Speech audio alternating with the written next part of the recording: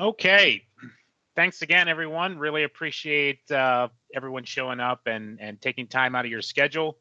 We are really thrilled to have you here and excited about today's topic. And we're going to jump in and introduce some speakers and go through some great content here in just a bit.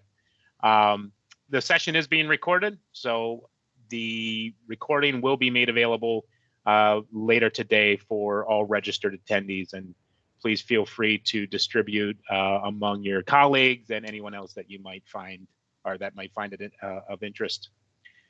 All right, we have some really exciting topics today. Before we jump into that, I'm going to just introduce Landis Technologies. I think a lot of you probably are aware of who we are, but some new faces here. So we'll just take a minute or two to discuss who Landis is and a few background thoughts that we have. So first of all, Landis is a gold certified partner of Microsoft. We have been at this for quite some time. So we, as you can see there, we distribute our products globally. And obviously, one of the main focuses for Landis has been developing solutions around Microsoft communication platforms. So obviously, right now, that means Microsoft Teams. And our organization has been hard at work delivering solution for Teams. But this goes back a number of generations. Skype for Business, we were very prominent with. Some of you may have known us from then, from that era, the Attendant Pro era. And even before then, in the OCS and Link days, we have been developing solutions to help complement Microsoft communication platforms. That means we've worked closely, and even back before our software development days, Landis has grown up with Microsoft and has really been a Microsoft shop back since the late 90s. So I say all that to say we've been ingrained within Microsoft for quite some time. There's a lot of organizations out there that have kind of been jumping on the Teams bandwagon in recent years as Teams has gained popularity and market share. That's great to see. But we have been working with Microsoft for quite a number of years, developing solutions and really helping complement the Microsoft offerings. And so that's really the foundation of what we're about. Another thing that I'll just mention, back in our early days, I think it was Link Conference 2013 or somewhere around there, we really started to hear a need in that particular time. It was for an attendant console.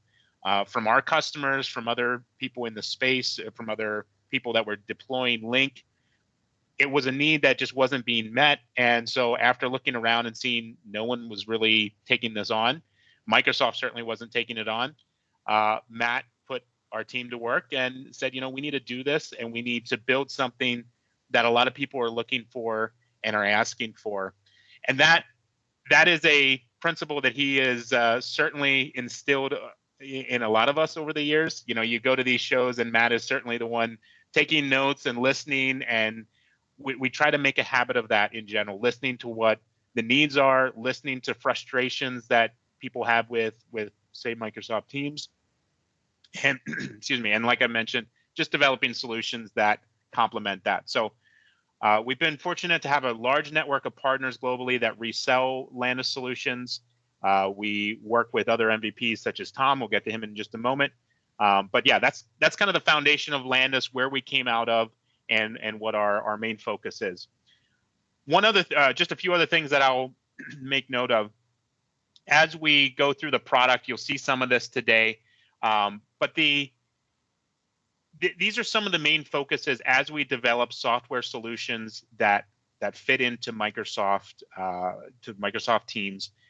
Simplicity is really at the forefront of what we do, and is a high importance to us. You'll notice that with not only the end user experience, but also the way our products are architected, the way they just integrate with Teams, and the way it allows the admins to deploy the solutions much simpler and much easier and much faster than they thought possible. Contact centers in particular have a really bad rap, rightly so, for being extremely lengthy projects and difficult projects to undertake. Oftentimes lots of customization and build out and a lot of headache that goes with rolling out a platform. And we really focus on the simplicity side of that. In today's model, there's not a lot of appetite for a 6-month deployment of a product. The tools are there, the integration is there, and we want to make it simple for a company to just plug it into their workflow. Another thing you'll notice with Landis products is how familiar they are and how well they blend with teams. A learning curve and resistance to change, end user training, those are big hurdles when you're rolling out a solution, especially a contact center. So the more our products can blend with teams and have that familiar look and feel, you're more training your users on a new feature that Teams has added instead of needing to train them on a whole separate platform. And so that's been very important to us as well. We'll dive in a little bit more on the integration, and that's kind of what today's webinar is going to be focused on, is some of the cool things that you can do with the integration. So we'll be focusing a little bit more on that. But another one I just wanted to call out is Landis platform and the Landis products are built on a trusted Teams calling platform. And we're not going to get into the architecture really of the contact center today, but we are that Extend certified contact center that is as integrated with Microsoft as possible, using the Teams calling platform, leaving the calls inside of your environment, and just adding the functionality that Teams is missing, so that your agents, your supervisors, your managers have everything they need to manage a contact center and have the good reporting and all that's missing. So this is just kind of the foundation of the design of our product. But like I mentioned, today we're going to dive in a little bit more onto the open side of things and some of these integrations. I'm going to introduce another account executive here at Landis, Preston Martin, and he's going to kind of set the table for us, make some introductions, and kind of take us through the webinar today. So Preston, go ahead. Yes, thanks, Paul. Hello, everybody, and thanks for attending. We here at Landis, we're excited about today. We're excited about what AI can do to improve your customer experience. We have a webinar that's focused on that, and if you're expecting or wanting to see more information about our products, Paul mentioned the contact center, the attendant console that we have. We do have some upcoming webinars. We're going to post those in the chat as well. Feel free to jump on those. That'll be a full demo where we break that down. That's not what we're doing today. What we're doing today is focusing specifically on AI tools and a specific slant towards what's available today, what can be implemented easily and without a huge financial strain also. So those are the elements that we're looking at. With that, let's introduce somebody who probably doesn't need a lot of introduction in this space. Tom Arbuthnot is from Empowering Cloud. He's a Microsoft MVP, and we are glad to have him along on the call. And I'll let him introduce himself, but then he's also, any conversation around AI starts with Microsoft Copilot. That has been a buzz for months, and we keep getting more information. So he's going to kick us off with starting to define what Microsoft Copilot is and where it's at. Good morning, Tom, or good afternoon. Yeah, hey everybody. Thanks for having me on. Really appreciate it. I see some names I recognize in the roster as well. Thanks for having me on. Great. Well, let's jump into the what is Microsoft Copilot. Let's jump into that side. Go ahead, Tom. Yeah, I'll take you through this. I guess just riffing off the back of the intro as well. I've known Matt since before the attendant console days, back in the MVP days. So big fan of everything Landis is doing, and really excited for this webinar. I've seen some sneak peeks of what we're going to talk about, so it's exciting stuff. But I guess I think it's important to set the scene. Microsoft have set the world on fire with Copilot and the Copilot branding. It's important to understand what Copilot is and what Copilot isn't. So we've got some good detail on this now. So first of all, Copilot is a family name for a brand for a whole different set of products. So they're kind of getting intermingled in the marketing messages, but Microsoft will have different Copilots for different use cases. So think of Copilot as an AI app, and then you'll have Microsoft 365 Copilot. That'll be the main one for your knowledge workers. So that's your Microsoft 365 chat, which is your kind of office chat, your Word, Excel, PowerPoint, and of course Teams, super relevant for this audience. But there'll also be Copilot for Power BI, Copilot for Viva Sales, Copilot for Dynamics. So expect different products from Microsoft under that brand. I guess super relevant for this audience, the Copilot for Teams will be part of the Microsoft 365 Copilot. So that will give us the ability to have during the middle of a call, a PSTN call, a VoIP call, or a meeting, we'll be able to, provided we've set Copilot going, we'll be able to ask what was the sentiment in this meeting, what's been discussed so far, what are the key points mid-meeting, kind of engaging with the conversation.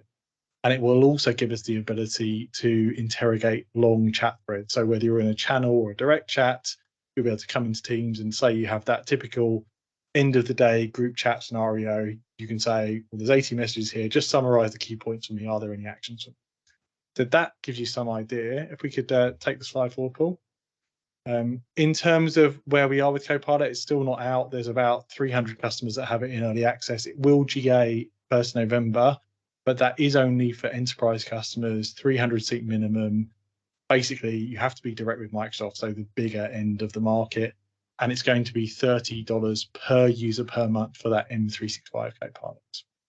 Now, what I think's cool is that's really exciting, like for your knowledge worker, for your Power BI person, for your Dynamics person, that's definitely going to be a huge value add. But that same technology, that ChatGPT, OpenAI technology, Microsoft have put a lot of money into OpenAI, and part of that give-get is that's now available on Azure as OpenAI on Azure and Azure AI services. And anybody can take those services, leverage those billions of dollars of investment, and put them to work in a specific use case. And I think some of what we're going to talk about today is what the Landis team are doing, is taking that technology and putting it into particular use cases. So it's really exciting. All right, great. Thanks for the summary, Tom. I know Copilot can be a full webinar in itself, but we thought we'd start by summarizing that, and we appreciate that insight. So at this point, I would like to introduce Matt Landis. He is our founder and CEO here at Landis Technologies, and he's actually going to be leading the conversation today and the demos. So I'll bring Matt in. Go ahead, Matt. Okay. What I'm going to do here is I'm just going to share my screen so I have the presentation going. And I think we got it there. So what we're going to look at today is what this webinar is. We're going to look at some scenarios that can use AI, and we can do it today. And as Preston already said, we can do it today, and it's accessible to everyone. So if you're even a very small company to a very large, you can do it. The second thing, we're going to try to share some of our learnings, some cool things, and possibly some things that aren't so cool. And then number three, as we always have been, we are learning. This is that we're forging into the future. There's a lot of things to learn. So we want to hear, we're interested in hearing your horizontal and vertical scenarios. We're going to, seed some ideas, some things that we're thinking about, but we also want to hear yours. We are extremely appreciative. Thank you, all the 70 attendees, for being here, and we're interested in interacting. You have access to the chat. I probably won't see it as we're going, but I'm sure Preston and the rest can bring that to our attention. So what we're going to do here is just go over some of the scenarios that we see as real scenarios in contact center, customer experience, some of the things that are in the forefront of our mind that you're most likely going to bump into and want to address. And we're going to be really straightforward. We want to be very clear when we do it now or when it's later. So on this slide, there's some light gray. That means it's later and it's coming. It's later on, not today. The white is things that can be done today. So I'm going to kind of go through the cycle. It's kind of following the possible cycle of a contact center flow. So the first one we have is natural language auto attendant. And this is how you get your customer, how the customer gets to where they want to go. And what we're going to demo is a multi-level auto attendant. Just by making a request, you can navigate someone through a whole bunch of levels of IVR auto attendants very smoothly. The next one we're calling digital first, and that is where a customer can take care of themselves. And we're going to show that. The next one we think is a possible scenario, and we're calling attention to it even though we don't do it at the moment. And that is while someone is waiting in a queue. So they're already waiting, they're already queued up, but they might want to maybe, they didn't think they wanted to take care of themselves, but now that they're waiting there, maybe you can, lure them into maybe taking care of themselves while they're waiting. We don't do it today, so I want to be very clear, but we're going to call it out as something that we think most likely companies will want to do. The next one is, everyone has CRMs, but sometimes you have a new customer that is calling or interacting, and we're going to show getting customer context presented to the agent before they even answer the call. And the next one that we are showing is actionable, structured context while the agent is on the call with a customer. The next one is live things happening while the agent is talking to a customer. Some of the things we do already, some we don't. And we'd like to make happen very soon, but we don't do them yet, and we'll talk about that. And then after the call, some post-call actions that can happen. And then number 8 here is analyzing AI interactions that happened and to make them, improve them and make them even better. And the last one is analyzing contact center data. Matt, if I put you on the spot here, like, I appreciate you called out some of the things you're going to show and some of the things that are kind of more roadmap. Yep. Where, if you had to pick one, because they're all quite interesting, what would you say is a good value unlock for customers? I know I've got one, but I want to see if you pick the same one. Yeah, well, I think the digital first makes a lot of possibilities. That's what I was going to pick out as well. The opening hours, the basic query stuff. That's potentially, if that's as responsive as it looks, that's a really exciting way to offload fairly menial tasks to your agents and let them do more impactful engagement. Yeah, definitely. There's a lot of power that can be in that number 2. That's right. Mm-hmm. And a lot of these we're going to be looking at, but a lot of these are, let's go to my next slide here. We want to be also clear what's available now and the effort level to implement it. And we're going to use kind of the GEARS rating system. And this is not an exact science, but what can the Landis Contact Center and Microsoft Teams do right out of the box? 1 gear. 2 gears is it may require some no-code, low-code kinds of things. So Power Automate, Power Apps, maybe a Power App template that we can easily hand to you and you can use. And then the last one is it's going to require probably the other items plus some professional services. So we're trying to be real clear even how much effort is involved here.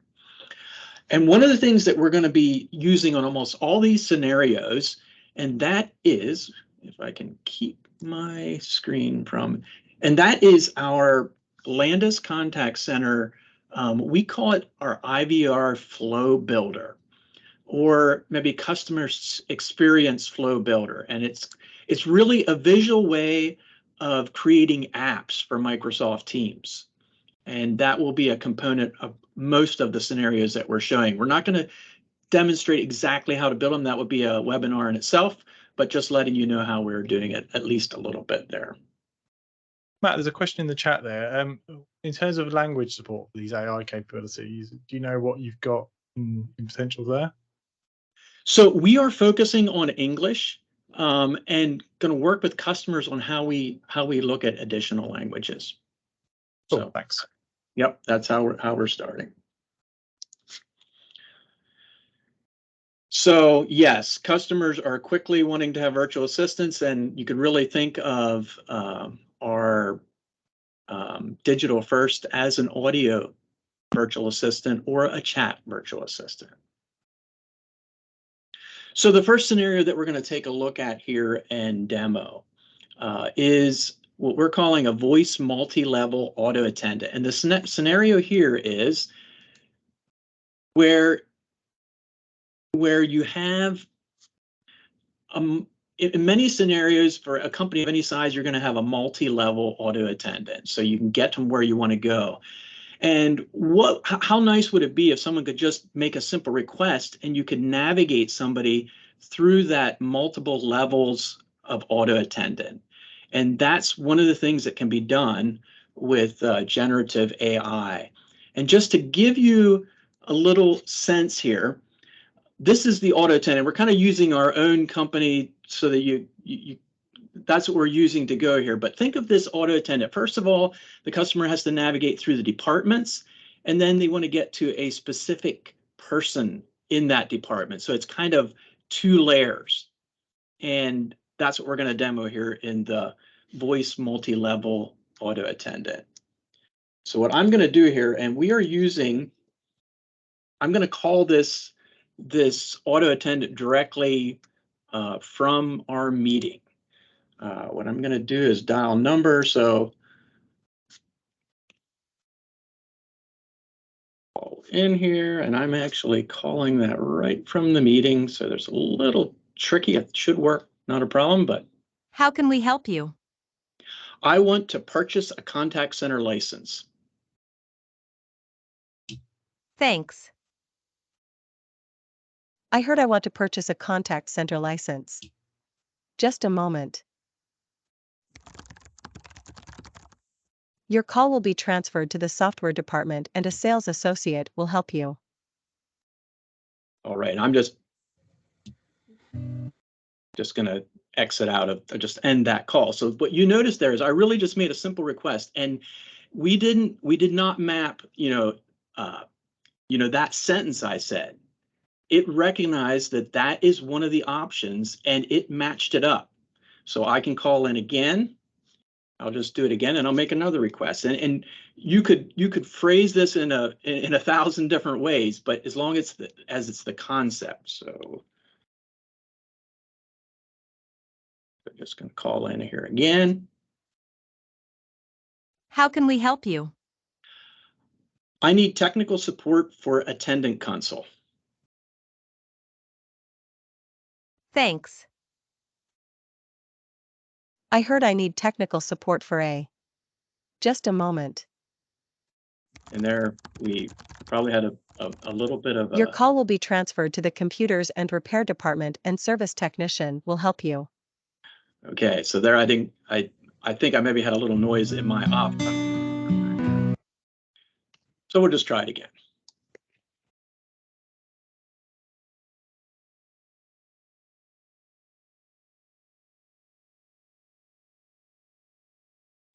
How can we help you? I need technical support for attendant console. Thanks. I heard I need technical support for attending console. Just a moment. Your call will be transferred to the software department and an operator will help you. Okay. So yeah, it's getting you through multiple levels of attendant or auto attendant just by saying a sentence.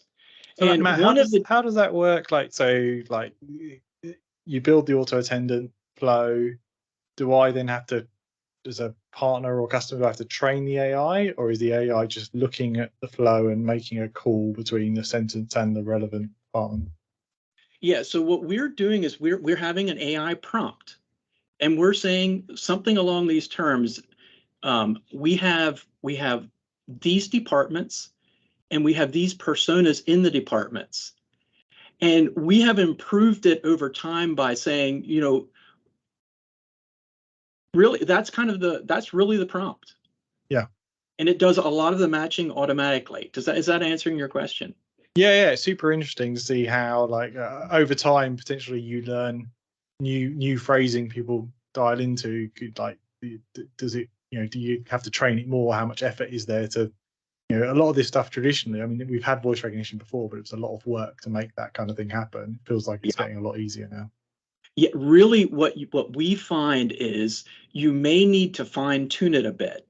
One of the things we've noticed is attendant console is often detected as counsel. So we added a bit of a prompt that if someone says attendant counsel, that probably means attendant console. Go ahead, treat it that way. Nice. So watching for really kind of mistakes. You just keep adding, you just keep improving the prompts. And really, I think that's probably a theme you're going to see here is it's really text. Just say, just in natural, you're typing it out in natural language. And what'll be really interesting is just showing the prompt that we're using, but that might get us into the weeds a bit. But another challenge is safety and making sure that it doesn't answer things that you really don't want it to answer. Or what do you do if things are just really out there? So I'm going to do one. Let's say someone calls your attendant console and there's a medical emergency in the parking lot. So what will it do with something like that? How can we help you? There's a medical emergency in the parking lot. Thanks. I heard there's a medical emergency in the parking lot. Just a moment.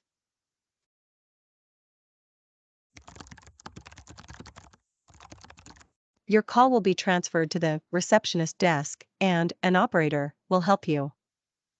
Okay, so there you heard it. It's not trying to, it's bound by what we've said our departments, and what we do for safety is say is if you don't know what to do with it, send it to the operator. And that's what it does.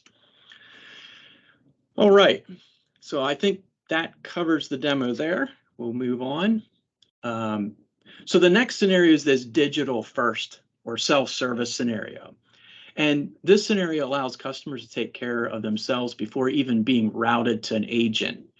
And you could think of, scenarios like checking maybe, balances or information on your account or creating a service ticket. The scenario that we're going to demonstrate here is a frequently asked question, or basically taking care of a problem, being able to get your question answered before you get sent to a queue. So you can kind of eliminate some of the people in the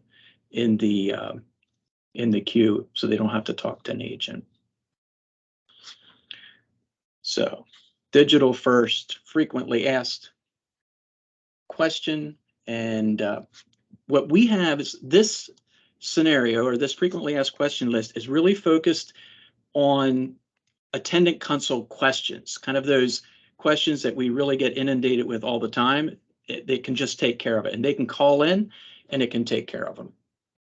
And so I'm just going to call in and ask one. Hello, welcome to the Landis Attendant Console support line. Note the question you have in a short sentence, and we'll see if we can get you an answer while you wait. What is the attendant console trial length?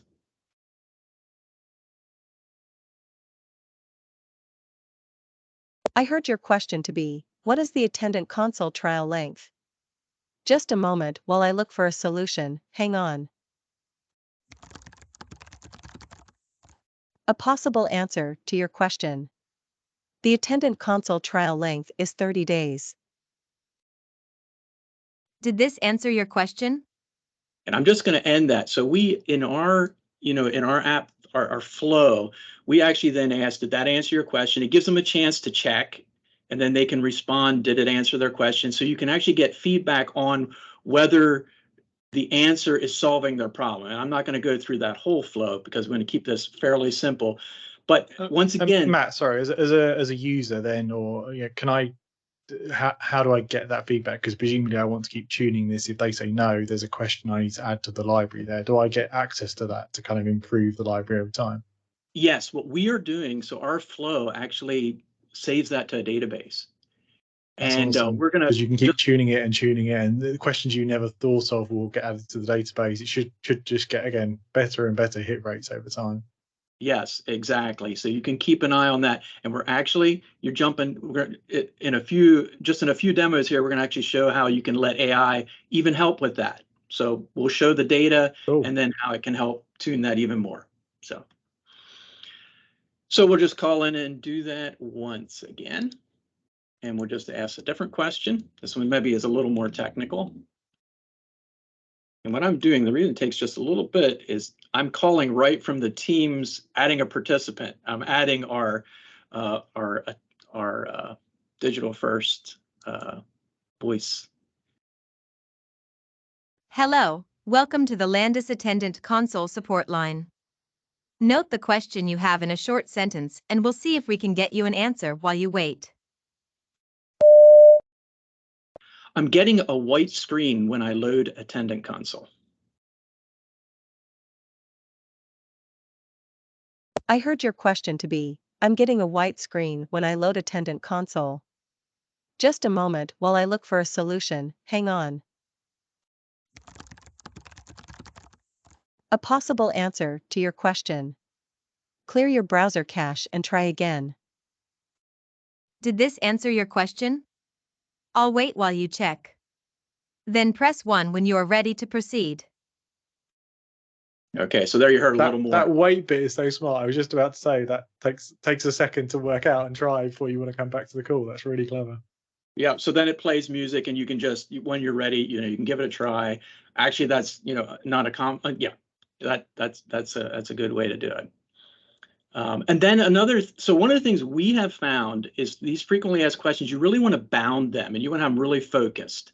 I think Tom Morgan makes a point of bots. You want to be really focused, and I agree. From our testing, you want a nice, focused. It does one thing, and it doesn't do all kinds of other things. So here's a case where you really don't want it answering questions about a medical emergencies. So what will it do if I ask a question about a medical emergency? Let's give it a try here. So number 7.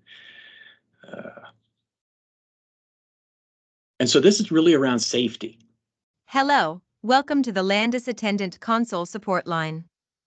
Note the question you have in a short sentence, and we'll see if we can get you an answer while you wait. I'm having a medical emergency.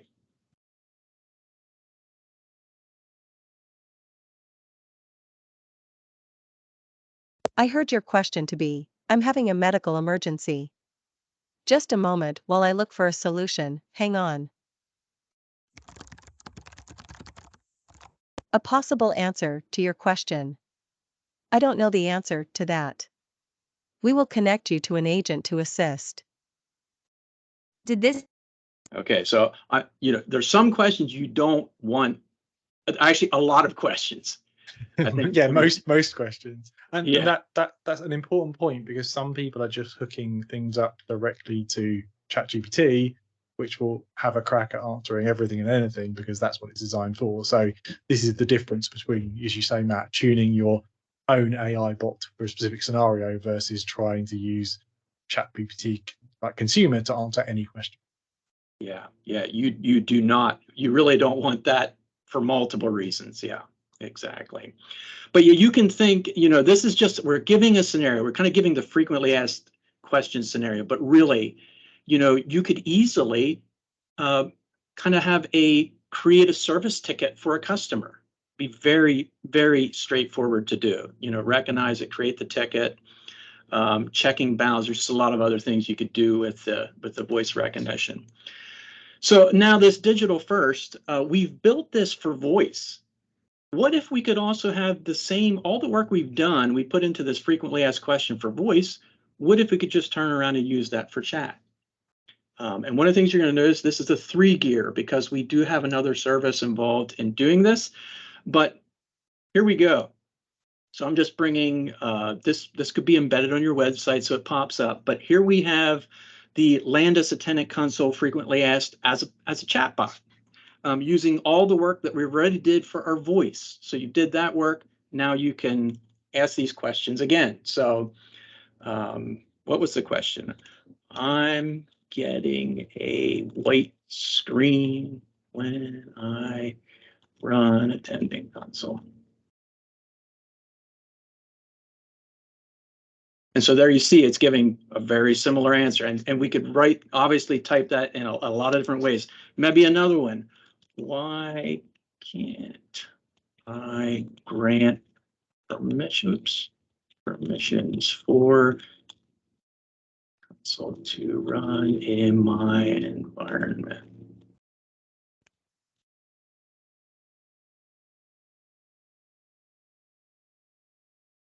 So you're going to have global amends to give the rights to run. So it's just, working from the same back end, just providing a chat. Matt, there's a question in the chat. Could you feed this system short URLs as answers as well? So could it say, for more details, go to landis.com/grant? Yes. So there's kind of two two levels here with this frequently asked scenario. The one is where you feed it, you have a fairly short frequently asked question list. The other one is where you scrape your website and make a much larger. But yes, the answer to the question, yes, you can do that. Yeah. So there we go. So we'll keep moving here. So another one, and once again, we're even calling out when we don't do it. So this is one we were talking about, the self-assist while you're waiting in a queue. We could see that be a very interesting scenario. We don't do it yet, so we're just going to keep moving. Customer contacts presented to the agent before they even answer. So let's think of a scenario where you have an agent, you have a CRM or a line of business app. The customer's a new customer, so you don't have their information in your CRM. And you would kind of like the agent to know a little bit about the company before they even talk to them.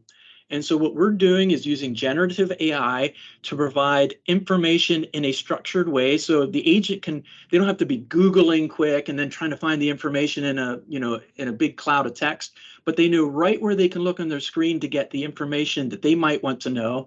And the scenario we're doing is saying, give an overview of what the company does. And they can just glance, and they can, when they start talking, they know what's going on. So what I'm going to do here, and this is all very live, we are actually doing it.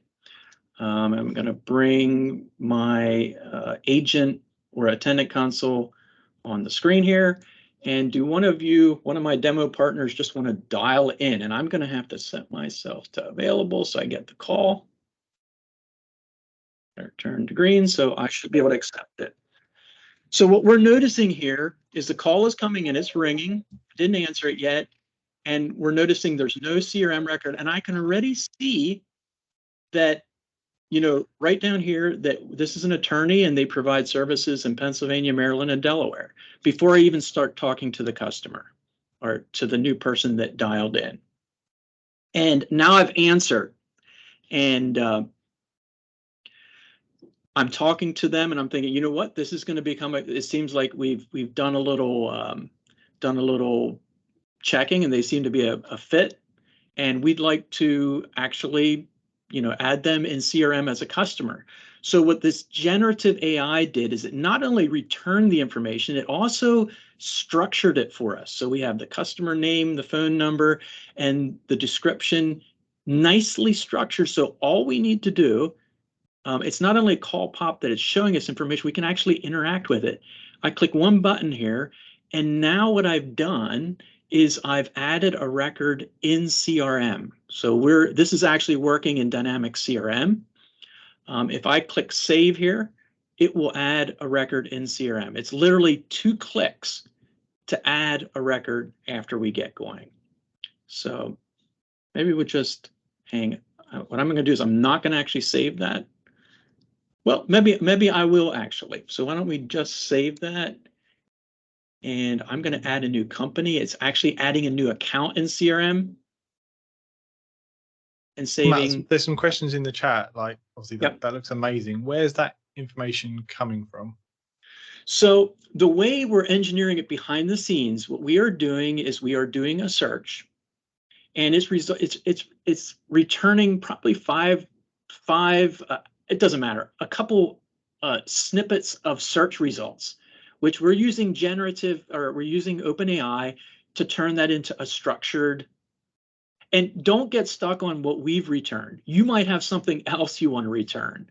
This is just a very broad horizontal. Yeah, so conceptually, I could, like, obviously the numbers matching, because most companies have public numbers. That makes sense.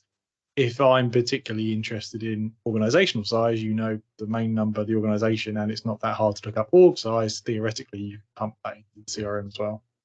Yes. Yeah. Org size. There's other things, and I'm sure there's some smart people on here with us. I mean, I know there is, and they'll probably have ideas, and we're very interested in those ideas. So yeah. Additionally, following up, Matt, this is not distinguishing between caller ID and what we're doing here it's using the phone number from the caller ID, but it's not scraping information. This is not information available from caller ID. Is that it's looking up the correctly? number as opposed to presenting. Obviously, the phone is not presenting that information. Good clarification. Yeah. Yeah. Yep. You can kind of think of it as super AI enhanced caller ID. And AIRNL. Yeah. Maybe we'll get another phone just to show this as another customer. We'll get our second demo partner here if they want to just. And one of the things I'm just going to show here is I put this on hold. It shows the incoming call pop for the new call. And here I can see these guys provide structural steel. So once again, that information is accurate. We are mapping some numbers so that we have real companies calling in. But yeah, that's how it works. And I think that is what I was going to show there. So we'll retrieve that call, hang up. There you go. Thank you. Okay.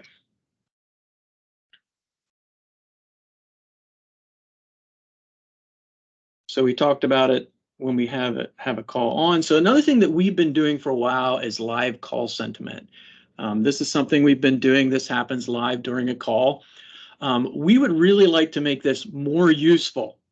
And we don't currently, but we'd really like to improve this where we could do things like keyword monitoring, and also, just like we made suggestions to callers, make suggestions to the agent. And once again, this one, just note the tag there. This is future.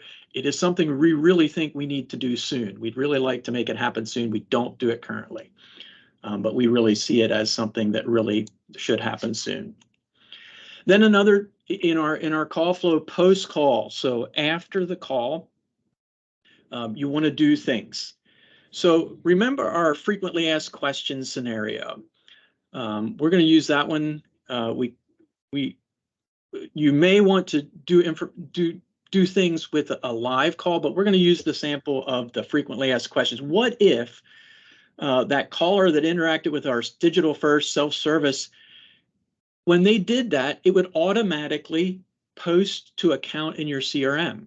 So you could not only did they interact with your company, but they also, it's automatically tagged in the timeline on your CRM. And that's very possible. So we're just going to. So Matt, in theory, you could bring those two things together and you could have someone ringing in for some information that they get fully automated, but you'd know, subject to the main number being, reverse number lookup of all, you'd know what company they came from, which could be really interesting. Yep, exactly. And that's exactly what we're doing here. So after you interacted with the digital first frequently asked questions scenario, what it's doing here is this is CRM.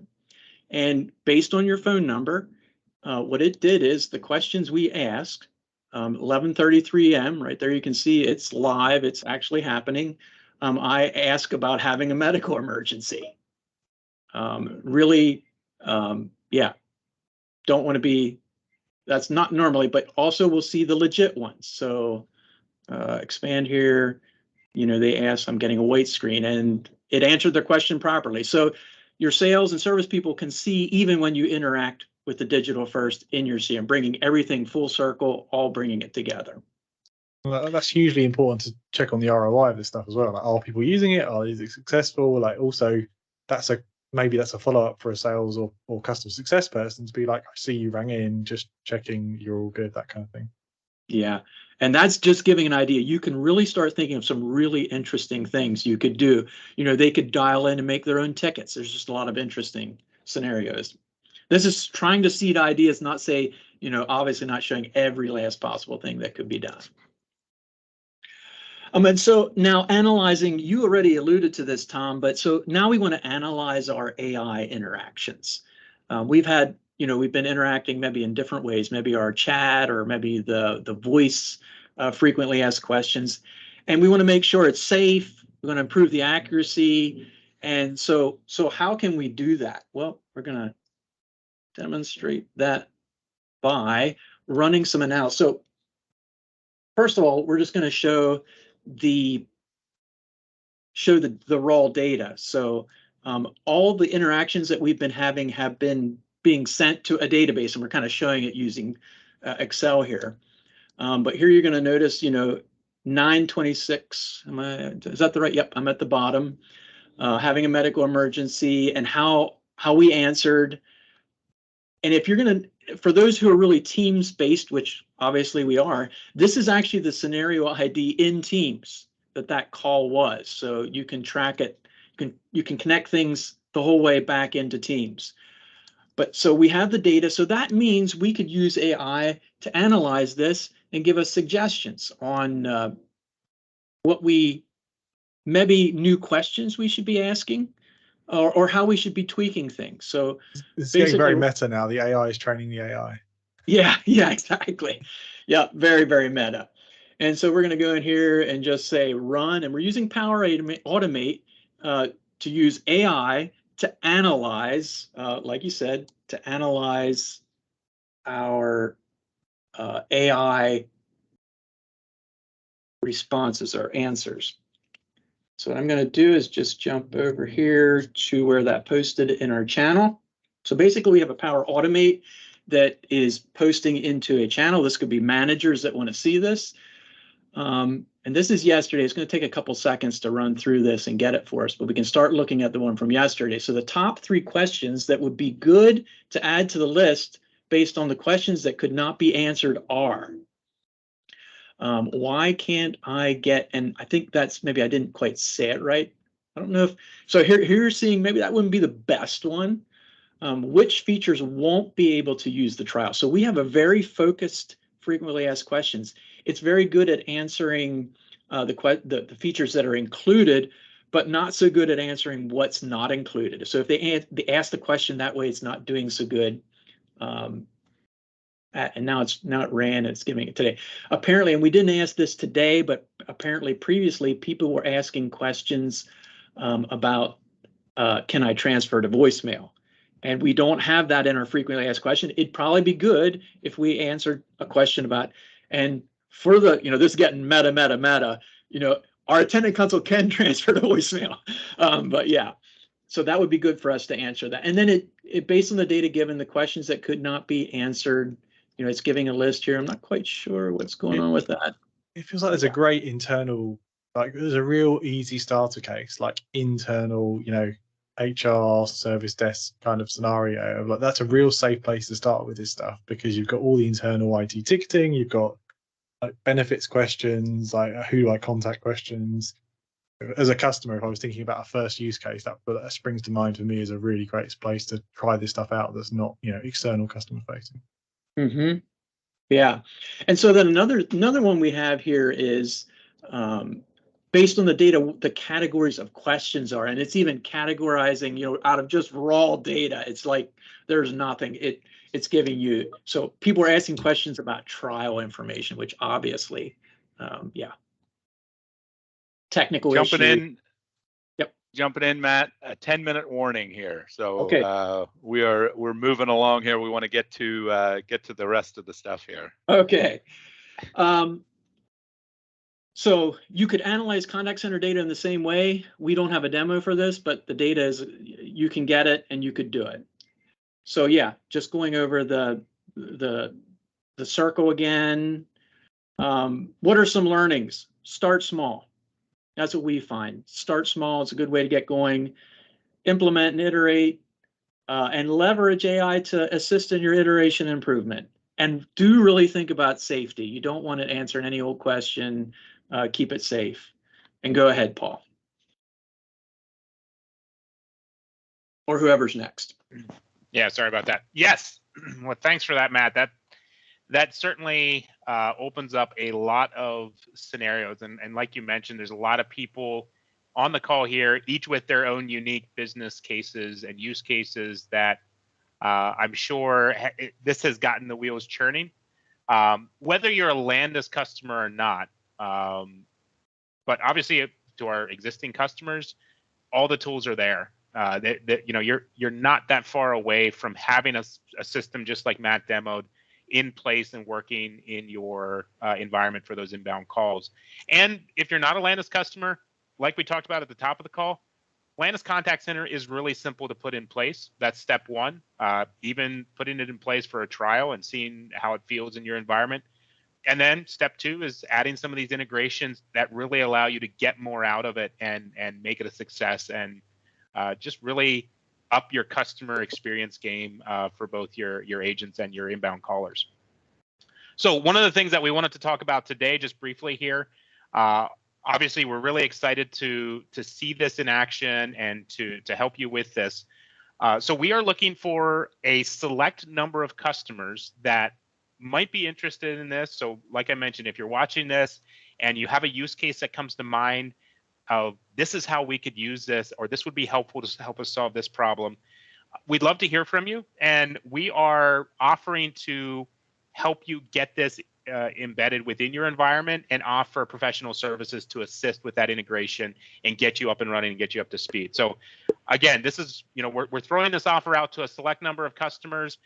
Please reach out to us directly if you're interested in this. We're going to put myself and Preston, I think, will be the main contact here. We'll put our email addresses there in the chat, and just reach out to one of us and let's jump on a call. Let's talk about your ideas. Let's talk about what you'd like to achieve, and see if we can't help you get this in place and get it up and running and get it live in your environment. Again, like Matt and Tom have been talking about, AI is quite the buzzword, and a lot of it is conceptual. Theoretically, you could use it to do X, Y, Z. We want to put this to work in your environment. We want to help you get up and running with it, and so that's the goal here. So again, if there's interest in that, please reach out to us. We'd be happy to discuss further. Also, Paul, I would add, this is not a service or a subscription model that we are presenting. So this is the product, the AI, how the AI is accessed is through your own, and I'm going to probably stumble about how it's connected. I might need to lean on Matt here, but it's basically you're using your own account with OpenAI or whatever AI service you're using to do this. It's not through our service that we're adding a subscription to that, which can make it very cost effective too. That's pretty meaningfully different to how some other vendors are approaching it. So other vendors are looking at ticket close win, like ratios to payment, or they're looking for concurrency of virtual agent, or they're looking for some way to monetize that. So interesting that you guys are letting people use their own subscriptions. That could potentially be very cost effective for people. Yeah, and just a little bit on the cost proposition here. We have, from our research, these interactions are costing about a half a cent per interaction, if I have that correct. So 100 calls interacting would be 50 cents on the AI side. So it is something, it's not, Copilot is being introduced as enterprise level and 300 users and all this kind of stuff. And what we're saying is you can get AI features active with a very minimal lift, and we're offering to help put this together and get it rolled out. Mm-hmm. We have just a few minutes left here. There were some questions that were thrown in the chat as we went along here. Appreciate that. Are there any other questions from the audience? Please feel free to. I believe we have the mics muted for this session, but throw your questions in the chat. And while we have Tom and Matt here, we're happy to get answers on anything that we can. So if there's any questions, please let us know.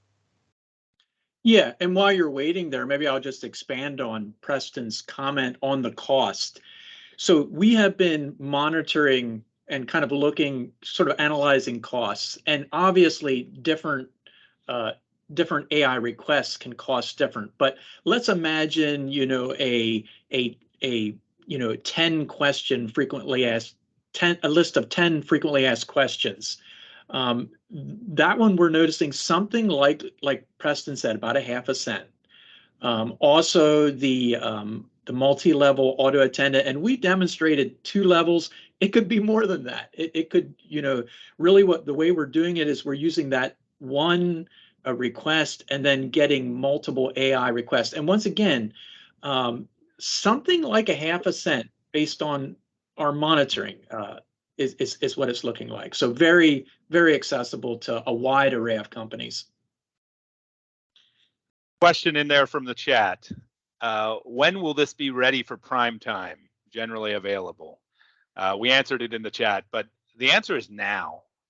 This is what this webinar was focused on, is what's available now, not this future, here's what AI will do for you tomorrow, but today, here's what you can do. So most of the stuff, and Matt was very clear in calling out the things that are future that we hope to add in very expedited fashion, but most of what he showed today is active now and could be active right away.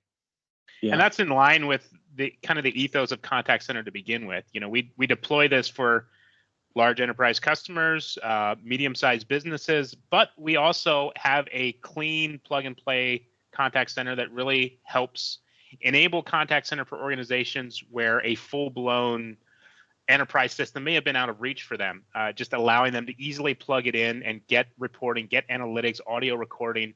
So that's kind of the foundation of Contact Center. And now we're bringing that same approach to AI and these AI interactions. It doesn't have to be a daunting, be a part of a pilot program, be a big spender. It's something that you can just plug in with your environment today. Yeah, for sure. If you have Landis Contact Center for Microsoft Teams, you are set to be able to do the things that we called out as available now, really now. And literally, it's not a multi-week implementation. It really is. We're willing to provide the professional services to get you going very quickly. So, absolutely. Preston, is there anything that we missed? I don't think so. I'm just looking through some last questions that popped in there. Teams client being the agent desktop is key. Yes, that is something that's very key with our. You'll notice that with our contact center. Those that are familiar with it, it certainly is a natural part of it by design. That it's all native. That goes back to Paul's familiar, so that looks and feels like Teams. So you're not training on new UI.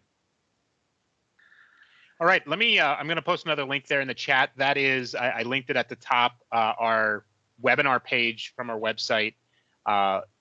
We have multiple events scheduled to take a deeper dive into both these products, both the contact center, the attendant console, call recording.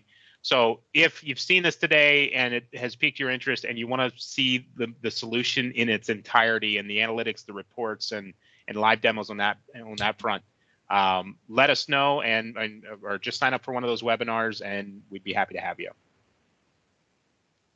All right. Well, with that, I think we've come to the end of the webinar. Tom, thank you so much for joining us today.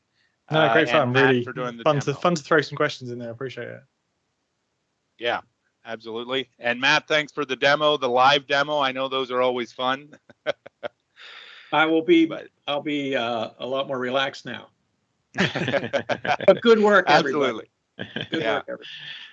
All right. Thanks all for joining. You will get a recording emailed to you if you were registered. Feel free to pass that around to any of your coworkers or anybody that that would be helpful for. And we certainly appreciate it as always. Reach out to us with any questions. Have a great day, everybody.